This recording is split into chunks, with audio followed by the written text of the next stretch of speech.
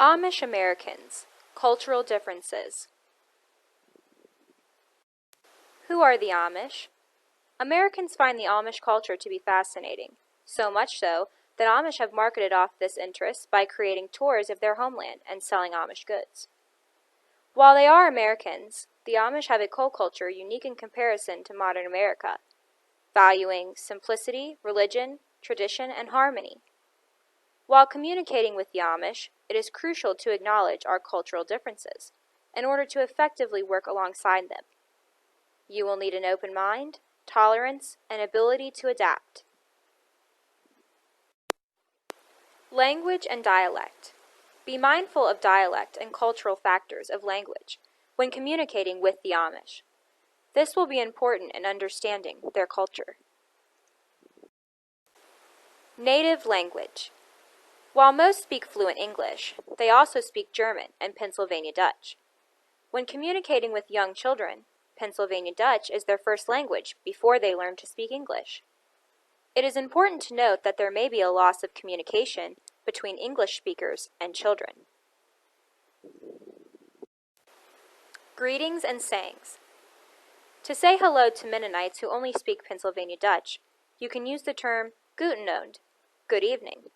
A saying to familiarize before working with the Amish is joy, or Joy, which stands for Jesus first, others in between, and yourself last. Knowing this familiar saying will display acceptance and willingness to understand their beliefs. Humor. Others who have spoken to the Amish have described them as joyful, with a great sense of humor. They value bonding with family and the community. A laugh or a smile is universal and can show involvement. It is a great way to break the ice when communicating with the Amish. Our cultures are similar in this way, considering we value humor and openness as well. Nonverbals. In the Amish culture, words can go unsaid. Some nonverbals differ from the ones we use in modern America. Hair and its meaning. Amish men shave their mustache and only grow a beard. Having a mustache in their culture symbolizes that they have been in the military. The beard length, however, is a symbol of marriage. Married Amish men never cut their beard. If you are a man with no facial hair, you may be viewed as a single man, though this may not be true. Being a culture within the United States, they will likely understand that our culture does not share the same nonverbals. Hair to the Amish is not for looks or fashion. It displays a nonverbal message.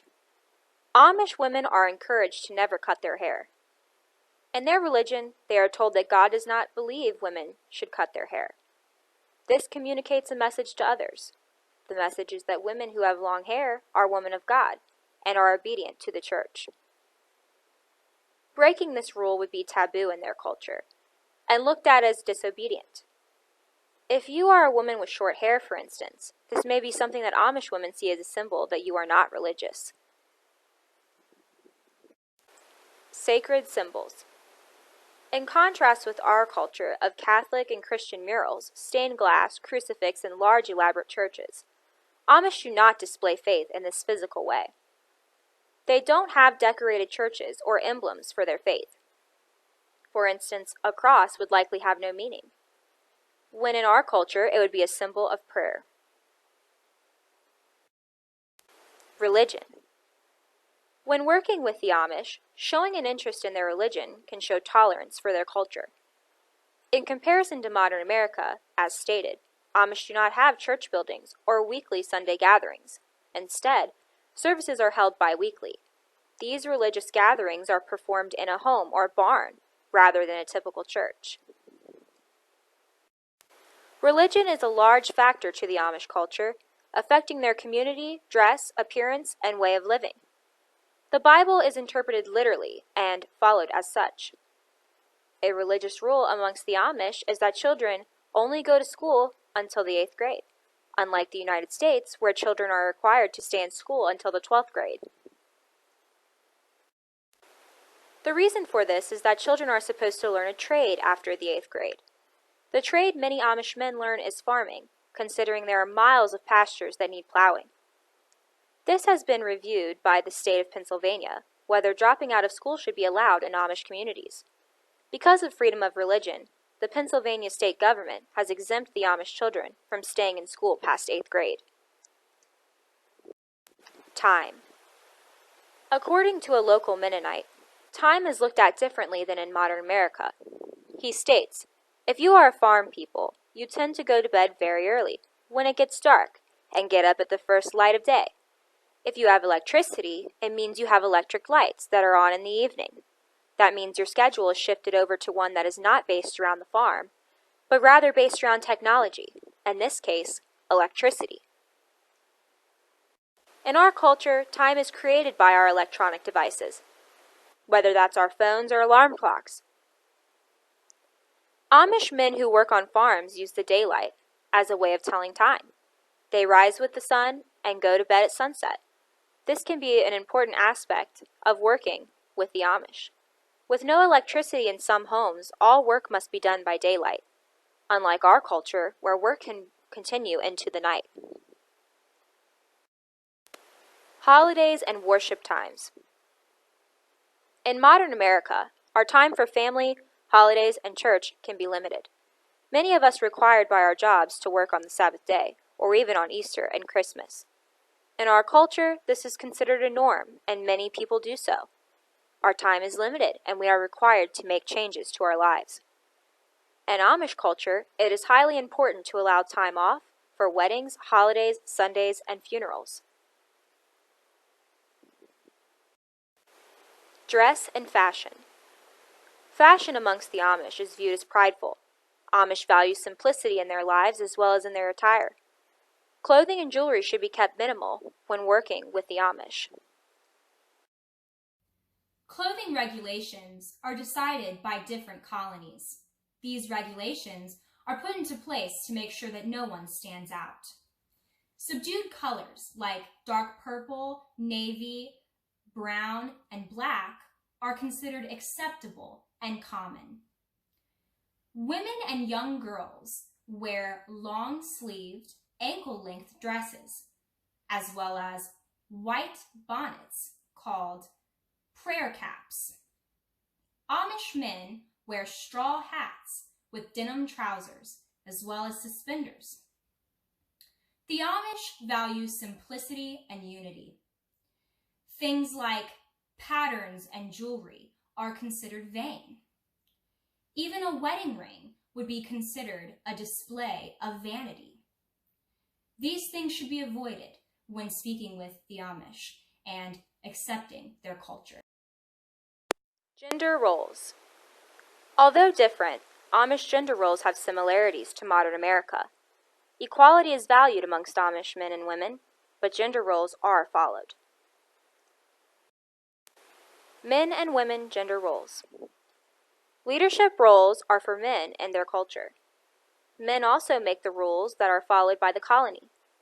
Amish men are encouraged to work on the farm, do woodwork and manual labor, opposed to women. Women in the colonies make quilts, crafts, cook, and garden. They can even run their own businesses. Women cannot take on church roles, but they can vote for who they would like. Equality. Although equality is not in all aspects of Amish life, it is uncommon for them to switch gender roles. In their religion, the man has the spiritual authority, but women can work on farms, and men can garden as well. Explicit and implicit behavior. What might be viewed as unjust in our culture may be looked at as normal in Amish culture. Taking note of what's being said and what's implied can help us avoid conflicts when working with the Amish. In a local news report, several Amish men and women were sentenced to jail time for what looked to be a hate crime. In this incident, Amish cut off the hair and beards of other members, against their will. They claimed that this was a normal family dispute and more of a punishment for their wrongdoings. Cutting their hair would be a form of shaming them to the colony, considering their hair length has nonverbal and religious meaning. An Amish woman, Martha Mullet, argues this sentence by saying, "It was just a dispute. They didn't hurt anyone. Hair grows back. yet the state wants to take away their lives by putting them in prison. This behavior would be viewed as assault and explicit behavior in our culture, but was implied as a moral argument to the Amish. We can learn from this conflict by reflecting on our cultural differences. Acceptable ways of behaving. Others view the low-context culture of the United States to be loud and direct. Would this be acceptable in the Amish culture, who value harmony and are a high-context culture? Amish live by Gelassenheit, which translate to submission, meaning submit to God, yield to others, and have a quiet spirit. Our direct, assertive messages may be overly bold or aggressive compared to Amish behavior. They place the needs of others above themselves. In turn, we should display this value by using confirming communication and tone down our behaviors of our individualistic culture. The Amish family system is that of high conformity and low conversation. Many old Amish colonies are protective families. They follow the rules of their religion, and taboos are off limits. Obedience is valued, and most important.